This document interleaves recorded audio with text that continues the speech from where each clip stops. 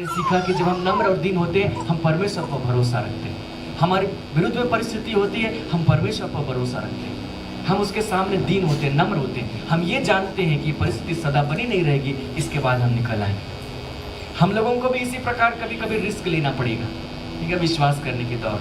कभी लगेगा कि अब तो इसका कोई उपाय नहीं है, ऐसा कोई इतिहास में उदाहरण नहीं है। यीशु मसीह वाला में उदाहरण नहीं था, कोई उदाहरण नहीं है, लेकिन जब हम विश्वास करते हैं तो परमेश्वर हमारे लिए काम करता है। इसलिए हम भरोसा करते हैं, भरोसे के साथ आगे बढ़ते हैं। तो खुद यीशु मसीह ने प्रभु की बाट जोहा और उस पर भरोसा किया। हम लोग उसके उदाहरण को सीख रहे हैं। उसी प्रकार एक और पद हम लोग निकालेंगे, फिलिपियों की पत्री और उसका दूसरा अध्याय और उसके पद 3। फिलिपियों की पत्री और उसका दूसरा अध्याय और उसके पद 3। यहां पर देखिए,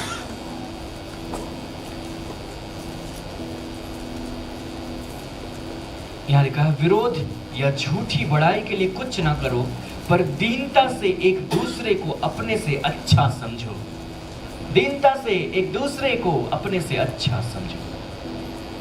हम लोग अधिकारियों के विषय में बात कर रहे थे कि अधिकार का सम्मान करना। हम अधिकार का सम्मान करते, उचित सम्मान करते, तो यही नम्रता है। जब हम उचित सम्मान करते हैं, हम नम्र होते हैं, तभी जाके उचित सम्मान कर सकते हैं। जैसे उसने सरकारी अधिकारियों को नियुक्त किया। अब सरकारी अधिकारी सारे लोग, क्योंकि परमेश्वर के जन नहीं है, इसलिए उनका व्यवहार अच्छा नहीं होगा, है ना। सड़कों पर वे उगाही कर सकते हैं, है ना। आपसे नाजायज पैसे घूस के रूप में वसूल सकते हैं, बहुत सारे गलत काम कर सकते हैं। व्यक्ति के लिहाज से वे लोग गलत हो सकते हैं, लेकिन पद पर बैठे होने के कारण से उनका सम्मान किया जाना चाहिए।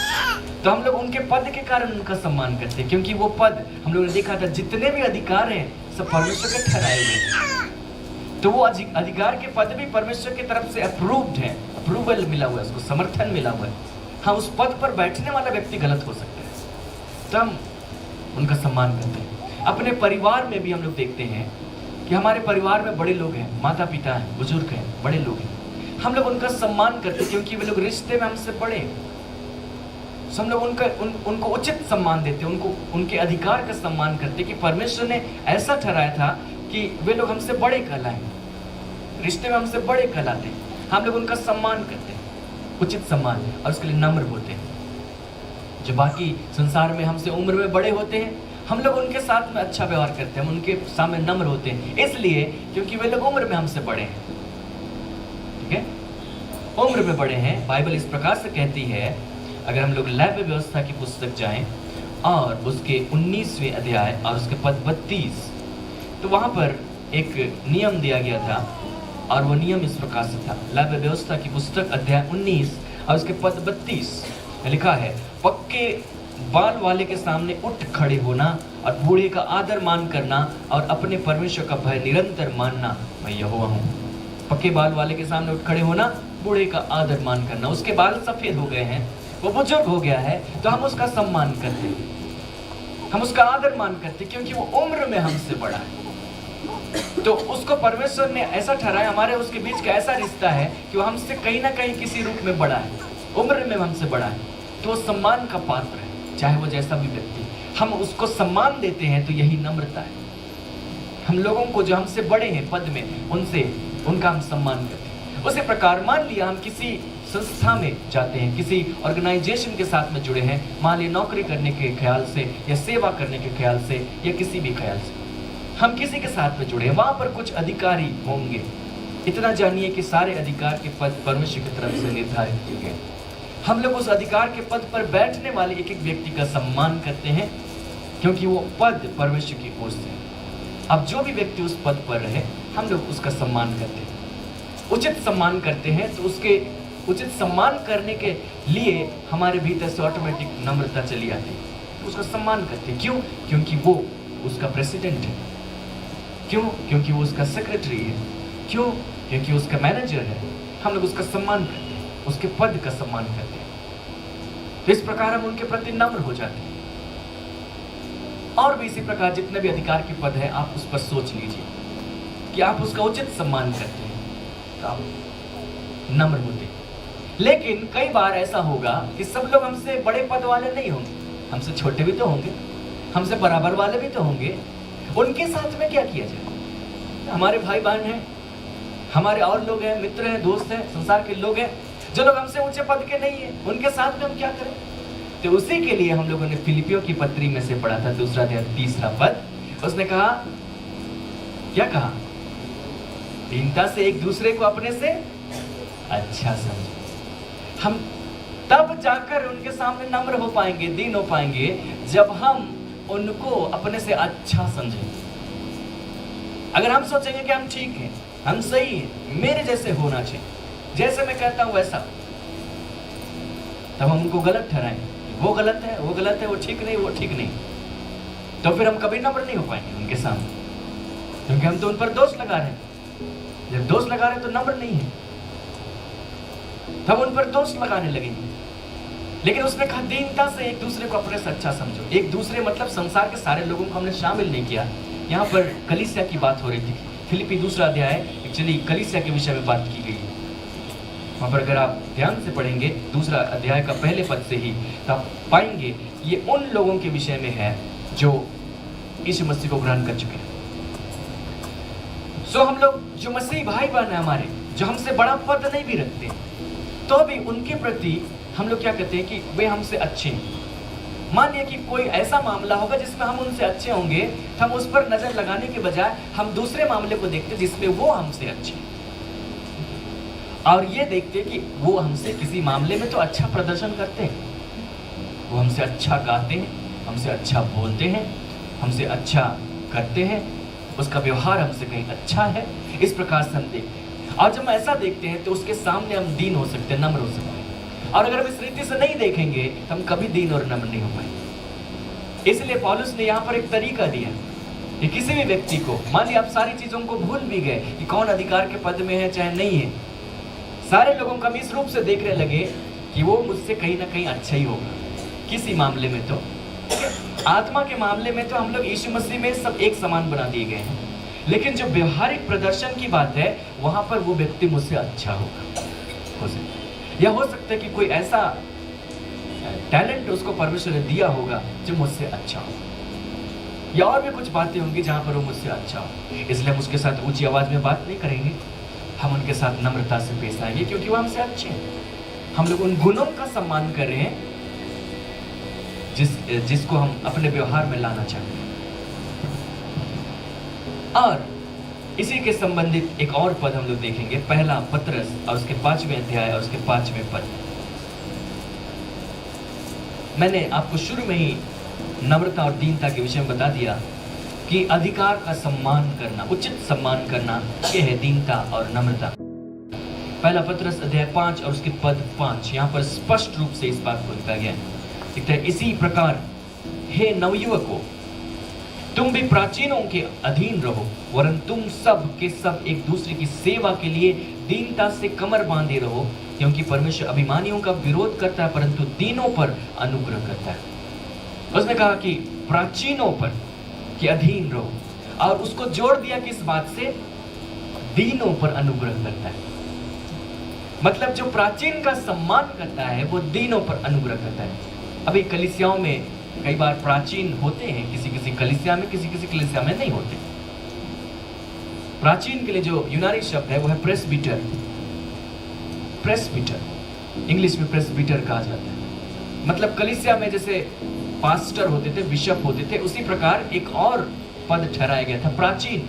उसमें कोई चुना हुआ व्यक्ति प्राचीन के पद पर बैठता था। और वो जो प्राचीन होगा, कोई जरूरी नहीं कि वो बुजुर्ग होगा, और जवान भी हो सकता है, ठीक है। लेकिन इसलिए कि उसको वो पद दिया गया है, तो नवयुवक जो थे वहां पे उनको संबोधित किया जा रहा है कि गर्म खून वाले मत बनो, लेकिन जो प्राचीन है उसकी बात सुनो, तुम उसके अधीन रहो।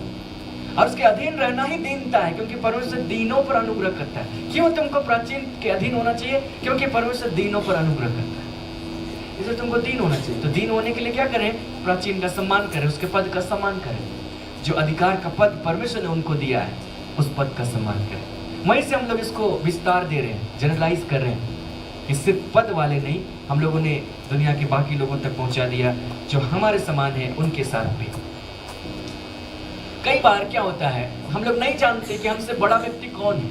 मतलब अगर हम तुलना करें कि दीनता से अपने दूसरों को अपने से अच्छा समझो। तो कई बार हम नहीं समझ पाते, नहीं जान पाते कि उसमें हमसे क्या ज़्यादा अच्छाई है, ठीक है, तो भी हम दूसरों का सम्मान करते हैं। कैसे? यीशु मसीह ने एक दृष्टांत दिया था, लूका का सुसमाचार अध्याय 14 और उसके पद 7 से देखिए। लूका रचित सुसमाचार अध्याय 14 और उसके पद 7 से देखिए। यहाँ पर है एक दृष्टांत है, दृष्टांत नहीं, एक घटना हो रही थी, तब यीशु मसीह ने इस बात को कहा था। जब उसने देखा, यीशु मसीह ने देखा कि आमंत्रित लोग कैसे मुख्य मुख्य जगहें चुन लेते हैं, तो एक दृष्टांत देकर उनसे कहा, जब कोई तुझे विवाह में बुलाए तो मुख्य जगह में ना बैठना, कहीं ऐसा न हो कि उसने तुझसे भी किसी बड़े को न्योता दिया, और जिसने तुझे और उसे दोनों को न्योता दिया है आकर तुझसे कहे इसको जगह दे, तब तुझे लज्जित होकर सबसे नीची जगह में बैठना पड़े। विवाह में निमंत्रण दिया गया है, अब पद के हिसाब से अलग अलग लोग आए हुए हैं, अब अच्छा कुर्सी दिखाई दिया कि नहीं, जाके बैठ गए। यीशु मसीह ने कहा कि तब ऐसा नहीं हो कि तुमसे भी बड़ा कोई व्यक्ति आए और जिसने निमंत्रण दिया वो कहे कि जरा इनके लिए कुर्सी खाली कर दीजिए। अब तब तक बाकी कुर्सियों में तो लोग बैठ गए, तो बच गई सबसे नीची कुर्सी, है ना। तो ऐसा ना हो कि तुझे सबसे नीची जगह में बैठना पड़े, पर जब तू बुलाया जाए तो सबसे नीची जगह जाकर बैठ, कि जब वह जिसने तुझे न्योता दिया है आए तो तुझसे कहे हे मित्र आगे बढ़कर बैठ, तब तेरे साथ बैठने वालों के सामने तेरी बड़ाई होगी। नीची जगह पर बैठ, क्या सोच के नीची जगह पर बैठ कि बाकी लोग मुझसे अच्छे ही लोगों को बुलाया होगा, जितने लोगों को निमंत्रण दिया होगा उनमें सबसे निचले दर्जे का मैं ही हूँ। तभी जाके उस छोटी कुर्सी को चुन रहे हैं, मतलब उचित सम्मान, मतलब अर्थ को समझिए। आपका अर्थ ये नहीं है कि आप विवाह में गए तो आप सबसे गंदी कुर्सी ढूंढकर उसमें बैठ रहे। उसका अर्थ ये है कि हम दूसरों को उचित सम्मान दे रहे हैं और हम ये मान रहे कि कोई होगा मुझसे अच्छा ही होगा, वो उस जगह का हकदार होगा, मुझे उस जगह का हकदार अभी नहीं। हाँ, अगर कोई उचित स्थान होगा तो बुलाने वाला मुझे जाकर बैठा लेगा, क्योंकि यीशु मसीह ने ठीक इसके बाद में कहा, क्योंकि जो कोई अपने आप को बड़ा बनाएगा वह छोटा किया जाएगा, जो अपने आप को छोटा बनाएगा वह बड़ा किया जाएगा। हम दीन किए जा रहे हैं, नम्र किए जा रहे हैं, हम अपने आप को छोटा समझ रहे हैं, हम औरों को दीनता से औरों को अपने से अच्छा समझ रहे हैं, क्योंकि हम नहीं जानते कि कौन हमसे बड़ा है, कौन हमसे किस मामले में आगे, हम लोगों को नहीं पता। हम लोग सारे लोग एक दूसरे के विषय में नहीं जानते, सिर्फ अपने परिचित लोगों को जानते हैं। लेकिन हम लोग पूरी भीड़ में कई लोग निकल आएंगे, जब उनके अंदर का चीज़ बाहर दिखाई देगा तो पता चलेगा कि वो तो कितना अच्छा है। तो हम औरों को श्रेष्ठ समझते हैं, औरों को अच्छा समझते हैं, और इस प्रकार जब हम औरों को अच्छा समझते हैं तो वो दीनता और नम्रता की भावना और वो व्यवहार ऑटोमेटिक हमारे जीवन से प्रकट होता है। कई बार तो ऐसा भी होगा कि वे लोग ऊपर से गलत भी दिखाई देंगे, है ना। कई बार आप लोगों को देखेंगे तो पाएंगे कि उचित व्यवहार नहीं कर रहे हैं, जो आप और हम जानते हैं जो उचित है ऐसा नहीं कर रहे हैं। लेकिन उसका मतलब ये मत बोलिए कि उससे अच्छा तो हम हैं। परमेश्वर ने हमको हमारे साथ तुलना करने के लिए नहीं बुलाया। उसी प्रकार जिन बातों को आपने यहाँ पर सीख लिया है, जिन वचनों को, जिन बातों को, जिन भेद की बातों को आपने सीख लिया है, हो सकता है कि संसार में आप जाएं तो आप पाएंगे, या प्रभु के और लोगों के पास जाएं तो पाएंगे कि वे लोग इन बातों को नहीं जानते। कई बार ऐसा होगा, क्योंकि ज्ञान जो है वो ऑटोमेटिक नहीं है, उसके लिए थोड़ा मेहनत करना पड़ता है, सीखना पड़ता है, प्रभु के साथ समय बिताना पड़ता है। और कई बार प्रभु देता है तो हम लोग उसको इग्नोर कर लेते हैं कि नहीं नहीं ऐसा नहीं होगा। क्योंकि प्रभु जब इन बातों को मुझे सिखा रहा था 2008, 9, 10 के आसपास में, तो मैं सोचता था कि नहीं नहीं ऐसा नहीं है, क्योंकि मैं सोचता था करना है ताकि हासिल करें, है ना। प्रभु सिखा रहा था नहीं हासिल किए हो इसलिए करो, तो मैं सुनने नहीं, लोग भी तो ऐसा नहीं बोल रहे, ऐसा नहीं है, वो गलत है, गलत, इग्नोर करने लगे। तो परमेश्वर ने मुझे सिखाया कि वचन को तुम इस रीति से पढ़ो। जब उस रीति से पढ़ने लगे तो साफ साफ दिखाई दिया। तो कई बार ऐसा होता है कि प्रभु बता भी रहा है तो हम उसको इग्नोर करें, गलत समझ रहे हैं, नहीं ये नहीं हो सकता। तो जिन बातों को आपने सीखा, हो सकता है दूसरे ऐसे लोग मिल जाएं जिन बातों को नहीं जानते, तो आप ये मत सोचिए उससे ज्यादा तो हम जानते हैं। दीनता से दूसरों को अपने से अच्छा समझो। वे नहीं जानते तो कोई बात नहीं, हमारी प्रार्थना है कि वे भी जान जाएं। क्योंकि हम लोग सिर्फ अपने आप को लेकर नहीं चलते, हम लोग पूरी कलीसिया को लेकर चलना चाहते हैं। क्योंकि हम लोगों ने शुरू में ही लक्ष्य तय कर दिया था कि यीशु मसीह ने कह दिया था कि वो कलीसिया को तेजस्वी बनाकर अपने पास में खड़ी करे, जिसमें ना कलंक, ना झुर्री और ना कोई ऐसी वस्तु हो, और पवित्र और निर्दोष। और जब कलीसिया की बात आती है तो मुझे अकेले की बात नहीं आती, पूरे झुंड की बात आती है। हालेलुया। तो आज मैंने जाना तो वो भी जानने पाए जो नहीं जानते हैं, दूसरे भी जानने पाए।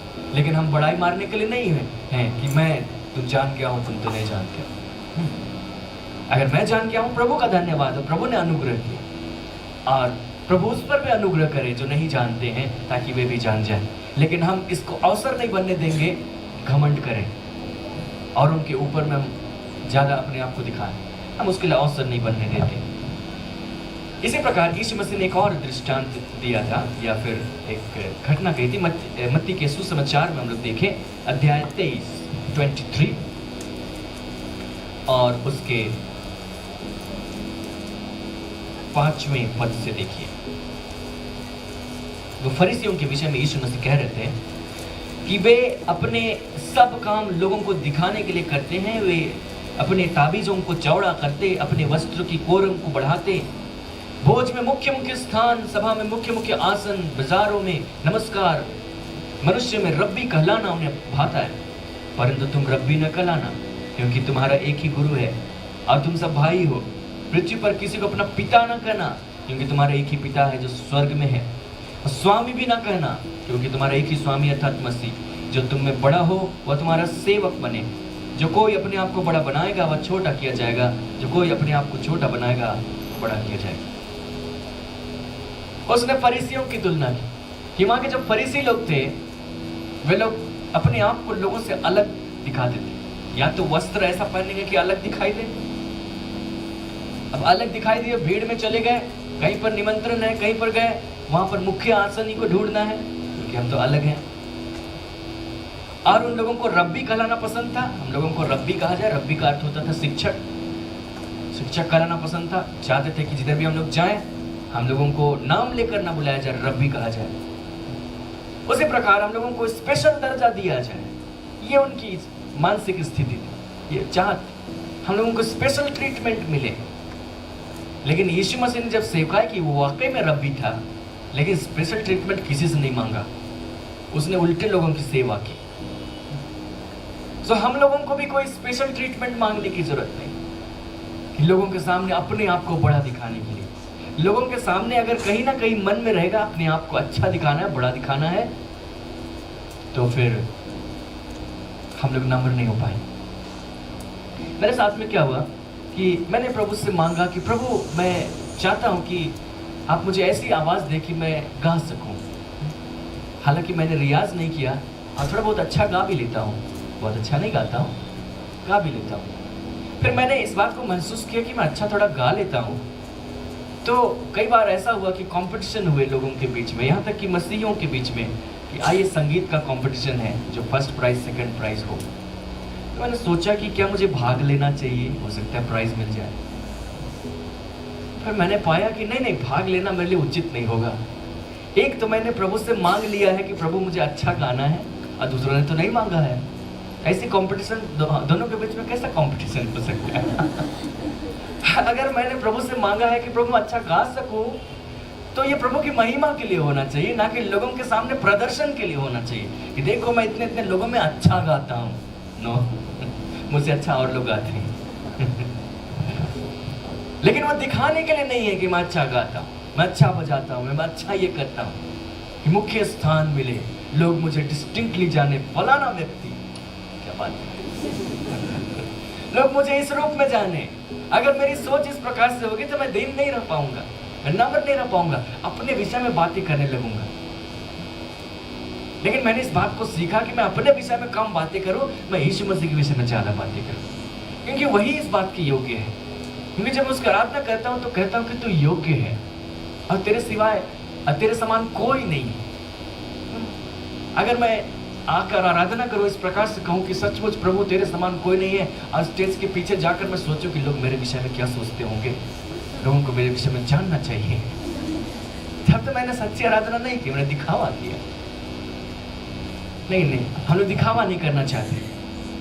हम लोग वास्तव में परमेश्वर के सामने दीन रहना चाहते हैं। इसलिए चाहे लोग देख रहे हैं चाहे नहीं देख रहे हैं, उससे फर्क नहीं पड़ता, हम लोग आदर करेंगे, हम लोग नम्र बने रहेंगे। देखिए यहाँ पर एक इंटरेस्टिंग बात है, मत्ती उसके अध्याय 23 में ही और उसके पद 1 से ही देखिए।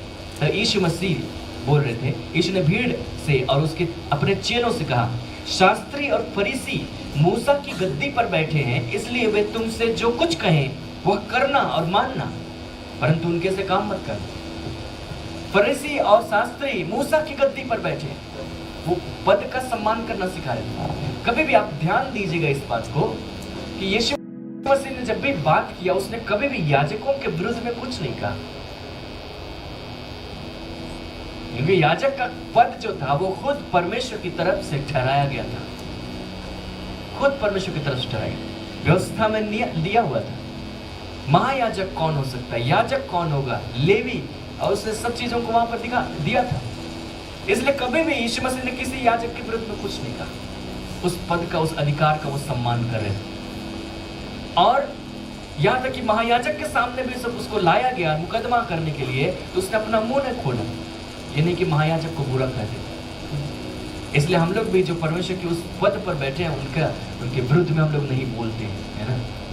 हम लोग उनको वैसे नहीं बोलते हैं। अगर वो परमेश्वर के सेवक हैं, है ना, पास्टर हैं, कुछ और हैं, परमेश्वर ने उनको नियुक्त किया, हम लोग उनके विरुद्ध में नहीं बोलते। लेकिन ये जो शास्त्री और फरीसी थे, इनके लिए परमेश्वर ने निर्धारित नहीं किया था कि ये लोग होंगे। लेकिन इतिहास है, जब इजरायलियों का इतिहास पढ़ते हैं, जब लोग बेबीलोन की गुलामी से लौट आए फारस से, तो जो एजरा था वो शास्त्री था, और एजरा जो था वो सारे इजराइल में व्यवस्था को सिखाने वाला ठहरा। और एजरा ने उस समय इस बात की शुरुआत की कि सब्त के दिन में लोग अपने अपने जगह पर झुंड में इकट्ठे होंगे और आराधना स्तुति करेंगे, परमेश्वर के वचन को सीखेंगे। इसलिए जगह जगह आराधनालय खुल गए थे। और यीशु मसीह जब आए थे उस समय कई आराधनालय जगह जगह पाए जाते थे, मंदिर एक ही था यरूशलेम में। तो वो एजरा के समय से शुरू हुआ था। तो शास्त्री और फरीसी लोग जो थे, वे लोग मूसा की गद्दी पर खुद चढ़कर बैठ गए थे, ठीक है। लेकिन आकर के जब बैठ गए तो अधिकार के पद पर ही बैठे। इसलिए यीशु मसीह ने क्या कहा, शास्त्री और फरीसी मूसा की गद्दी पर बैठे हैं, इसलिए वे तुमसे जो कुछ कहे वह करना और मानना, परंतु उनके से काम ना करना। उनके से क्या काम, मुख्य मुख्य आसन, अलग प्रकार का वस्त्र, मतलब डिस्टिंक्शन, लोगों से अपने आप को स्पेशल दिखाना, वो सब मत करना। लेकिन इसलिए कि मूसा की गद्दी पर बैठे हैं, तुम उनके अधिकार का सम्मान करो। जबकि दिखाया जा रहा है कि जो पद है मूसा की गद्दी, वो तो ठीक है, लेकिन उस पर बैठने वाले लोग खोटे हैं। यीशु मसीह ने बता दिया उसको, लेकिन उनका सम्मान करो क्योंकि उस पद पर बैठे। खुद यीशु मसीह ने इस प्रकार जो भी पद ठहराए गए थे उनका सम्मान किया। पिछली बार हम लोगों ने सीखा था किस प्रकार यूहन्ना बपतिस्मा देने वाले के पद का उसने सम्मान किया, जबकि यूहन्ना बपतिस्मा देने वाले से हर मामले में बड़ा था। यूहन्ना क्या कर रहा था, मैं तो उसकी जूती के बंधन खोलने के योग्य भी नहीं, मैं तो जल से देता हूँ, वो तो आग से देगा, वो तो पवित्र आत्मा से देगा। वो तो एक सेवक था जो पुरानी वाचा के तहत था, और ये तो पुत्र था। कोई कंपैरिजन नहीं। यूहन्ना बोलता है कि मुझे तेरे हाथ से बपतिस्मा लेने दे, मतलब मुझे पवित्र आत्मा और आग का बपतिस्मा दे। यीशु मसीह ने कहा कि जैसा ठहराया गया वैसे उचित है। उसने उस अधिकार का सम्मान किया और जाकर उसके हाथ से बपतिस्मा लिया। और नहीं तो बोलता, यूहन्ना हो गया तेरा काम, जाओ, अब हम आ गए हैं। लेकिन उसने उसके काम का सम्मान किया, उसने जो पद ठहराया था उसका सम्मान किया। इसलिए यीशु मसीह कह सकता है कि मुझसे सीखो क्योंकि मैं नम्र और मन में दीन हूं। तो हमारे लिए भी वो इसी प्रकार से कहता है। यहाँ तक कि हम लोग यीशु मसीह की दीनता के विषय में बात करें, फिलिपी में फिर से लौट करके जाएंगे तो वहाँ पर हम लोग स्पष्ट रूप से पाएंगे कि किस प्रकार वो दीन बना। हम लोगों ने 3 पद पढ़ा था और वहाँ लिखा था कि दीनता से, फिलिपी 2 अध्याय 3 पद, दीनता से एक दूसरे को अपने से अच्छा समझो। और उसी क्रम में जब वो बातें कर रहा था 5वें पद से, लेकिन जैसा मसीह यीशु का स्वभाव था वैसा ही तुम्हारा भी स्वभाव हो, जिसने परमेश्वर के स्वरूप में होकर भी परमेश्वर के तुल्य होने को अपने वश में रखने की वस्तु न समझा, वरन अपने आप को ऐसा शून्य कर दिया और दास का रूप धारण किया मनुष्य की समानता में हो गया, मनुष्य के रूप में प्रकट होकर अपने आप को दीन किया, यहां तक आज्ञाकारी रहा कि मृत्यु, हाँ क्रूस की मृत्यु भी सही। उसके पास सब कुछ था, वो जो खुद परमेश्वर था, लेकिन जब वो दीन होकर के इस पृथ्वी पर आया तो उसने नहीं कहा कि साइड हटो मैं परमेश्वर हूं। उसने लोगों के साथ में अच्छा व्यवहार किया, लोगों के साथ में नम्रता से पेश आया, दीनता से पेश आया। वो एक साधारण मनुष्य बनकर एक दीनता के साथ में आया। उसी प्रकार हम लोग सब प्रकार की भरपूरी ले लेते हैं, है ना, परमेश्वर के उस ज्ञान को समझते हैं, उस भेद को समझते हैं, उन आशीषों को पा लेते हैं, उन वरदानों को हासिल कर लेते हैं, बहुत सारी चीजें हमारे साथ में चली आती हैं। लेकिन जब हम लोगों के साथ में बर्ताव करते हैं तो उस खजाने के हिसाब से बर्ताव नहीं करते, जो दान हमें दिया है उसके हिसाब से नहीं बर्ताव करते, अरे मैं कोई साधारण नहीं हूं, लेकिन यीशु मसीह के समान व्यवहार करते हैं, क्योंकि यीशु मसीह भी कर सकता था लेकिन उसने दास का रूप धारण किया। हमारे पास सब कुछ होता है तो हम उतना ही और ज्यादा दीन हो जाते हैं, उतना ही और ज्यादा नम्र हो जाते हैं। यीशु मसीह ने ऐसे किया और उसका प्रतिफल क्या हुआ, यह लिखा है 9वें पद में, इस कारण परमेश्वर ने उसको अति महान भी किया और उसको वह नाम दिया जो सब नामों में श्रेष्ठ है, कि जो कुछ स्वर्ग में, पृथ्वी पर, पृथ्वी के नीचे हैं, वे सब यीशु के नाम पर घुटना टेके। यीशु मसीह ने इतना दीन कर लिया अपने आप को, सबके नीचे वो ले आया, तो परमेश्वर ने उसकी दीनता पर इतना बड़ा पुरस्कार दिया कि जिनके भी नीचे वो आ गया, अब सब उसके नीचे आ जाएंगे, सब उसके सामने घुटना टेके।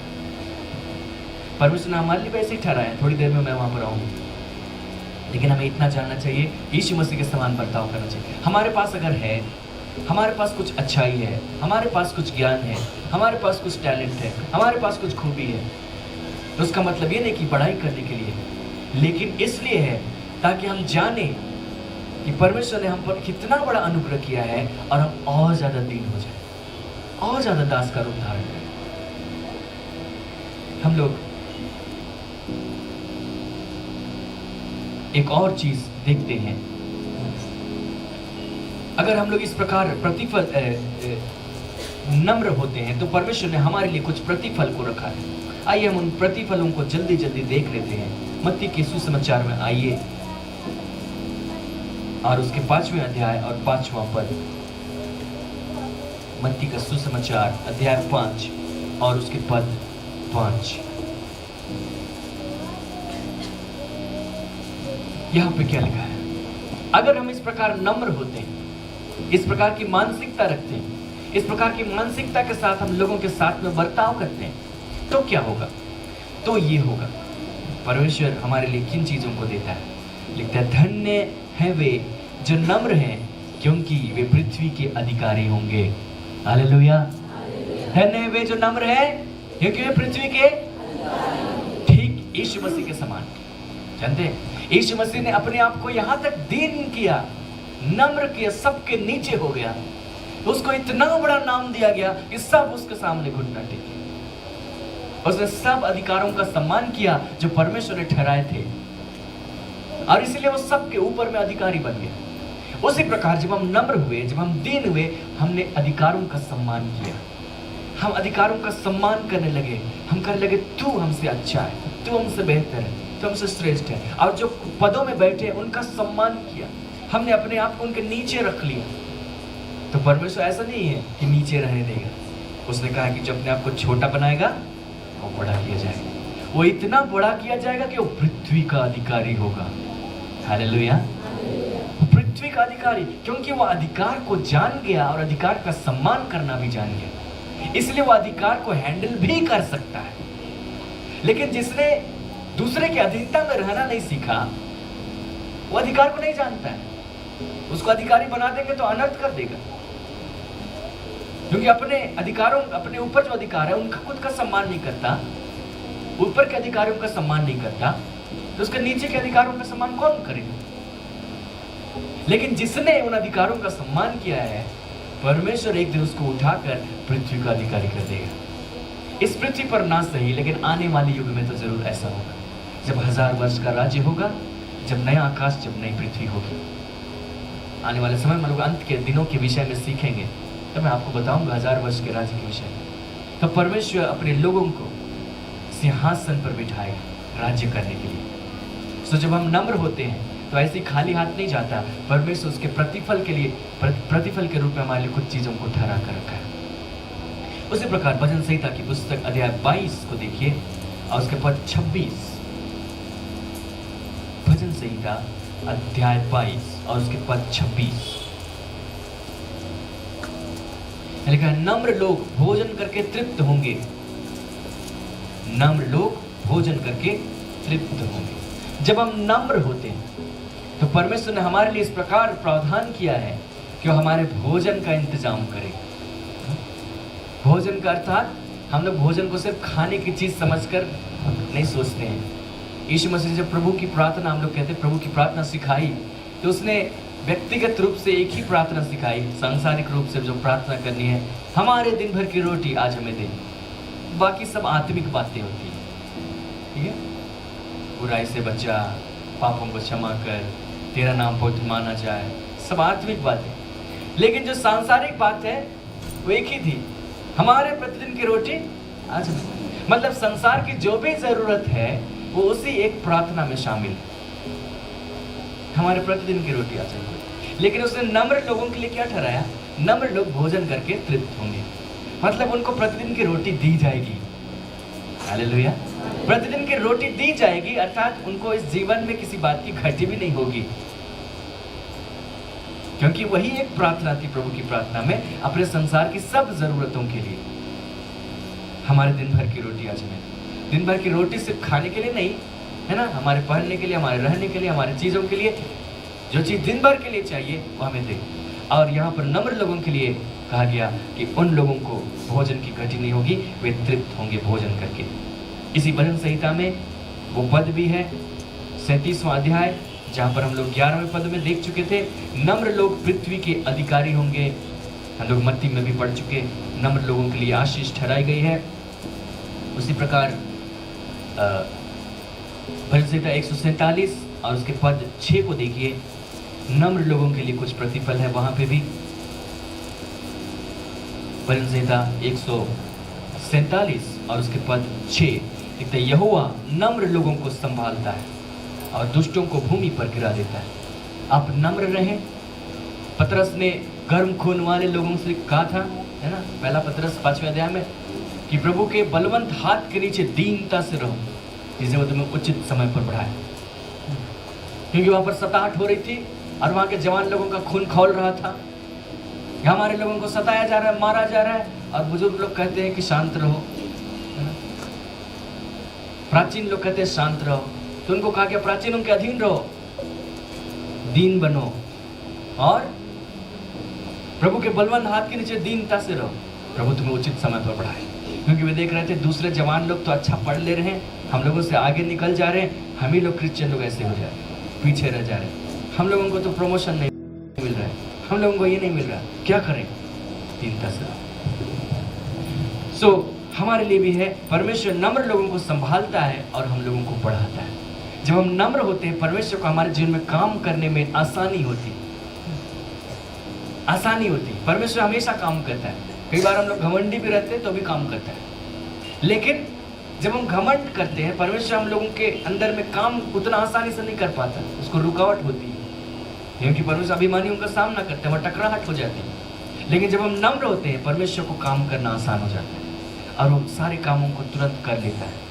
नम्र हो जाइए। यदि कोई काम आपके नहीं हो पा रहे हैं, नम्र हो जाइए, क्योंकि तब परमेश्वर जल्दी अपने काम को पूरा कर लेंगे। याकूब की पत्री में चले आइए, अध्याय 4, याकूब पत्री अध्याय 4 और उसके पद 10 को देखिए। प्रभु के सामने दीन बनो तो वह तुम्हें शिरोमणि बनाएगा। परमेश्वर इस रीति से काम करेगा कि जो दीन है उसको शिरोमणि बनाएगा।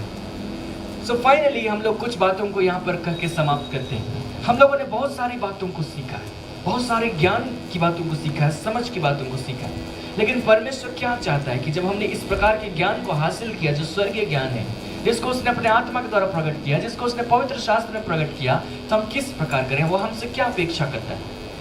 इसी याकूब की पत्री में से 3रा अध्याय उसके पद 13 को देखिए, उसके बाद हम समाप्त करते हैं। 3रा अध्याय उसके पद 13 से तुम में ज्ञानवान और समझदार कौन है? जो ऐसा हो वह अपने कामों को अच्छे चाल चलन से, उस नम्रता से प्रकट करे जो ज्ञान से उत्पन्न होती है। उसने कहा कि नम्रता से प्रकट करे जो ज्ञान से उत्पन्न होती है। ये जो नम्रता है वो ज्ञान से उत्पन्न होती है। हम जानते हैं इसलिए नम्र होते हैं, ठीक है? हम नहीं जानते तो हम सिर्फ देखी हुई बातों के हिसाब से चलते हैं, आंखों के हिसाब से चलते हैं। लेकिन अब हम कई चीजों को जान गए, आत्मिक बातों को जान गए, तो मैंने यही जाना कि जो मुझे दिया गया वही आपको दिया गया है। तो मैं आपसे बड़ा कैसे हूं? मैं आपसे बड़ा नहीं हूं। आपको भी वही दान मिला जो मुझे मिला, तो फिर मैं आपसे बड़ा नहीं हूं। तो जब हम सचमुच का ज्ञान प्राप्त करते, प्रभु का ज्ञान, तो नम्रता आती है। जो आपने जो पाया है वो आपके भीतर नम्रता को प्रकट करे। पर यदि तुम अपने अपने मन में कड़वी डाह विरोध रखते हो तो सत्य के विरोध में घमंड ना करना और ना तो झूठ बोलना। यह ज्ञान वह नहीं जो ऊपर से उतरता है, वरन सांसारिक, शारीरिक और शैतानी है। क्योंकि जहाँ डाह और विरोध होता है वहाँ बखेड़ा और हर प्रकार का दुष्कर्म भी होता है। पर जो ज्ञान ऊपर से आता है वह तो पहले तो पवित्र होता है, फिर मिलनसार, कोमल और मृदु भाव और दया और अच्छे फलों से लदा हुआ और पक्षपात और कपट रहित होता है। विलाप करने वाले धार्मिकता का फल मेल मिलाप के साथ होते हैं। उसने कहा कि जो ज्ञान ऊपर से आता है, जो ज्ञान आपने प्राप्त किया, ये ज्ञान आपके लिए घमंड का कारण ना बने, लेकिन ये ज्ञान आपके लिए नम्रता का कारण बने। हमने इन बातों को जाना तो हमने प्रभु की महानता को जाना। प्रभु की बड़ाई करते हैं, प्रभु की प्रशंसा करते हैं, अपनी प्रशंसा नहीं करते हैं। जो दीनता और नम्रता है उसका उल्टा क्या है? घमंड कर। घमंड करने से बचने के लिए प्रभु कई बार बोलता है, लेकिन बचने के लिए आप कुछ नहीं करें, सिर्फ आप इन कामों को करें जो दीन बनने के लिए होते हैं, दीनता को प्रकट करने के लिए होते हैं। ऑटोमेटिक घमंड चला जाए। हालांकि प्रभु हमें घमंड करने के लिए भी बोलता है, मालूम है? हाँ? आप अगर देखना चाहते हैं पहला कुरिन्थ पहला अध्याय उसका 31वां पद, आखिरी पद, हमारे तहत जैसा लिखा है वैसा ही हो। जो घमंड करे वह प्रभु में घमंड करे। जो घमंड करे वह प्रभु में घमंड करे। हमें दीन होने के लिए बुलाया गया, हमें नम्र होने के लिए बुलाया गया और उसके साथ में घमंड करने के लिए बुलाया गया। कितनी अद्भुत बात है। जो घमंड करे वह प्रभु में घमंड करे। उसका क्या अर्थ होगा? उसका अर्थ जो भी होगा, लेकिन उस दीनता और नम्रता को दरकिनार करके नहीं होगा।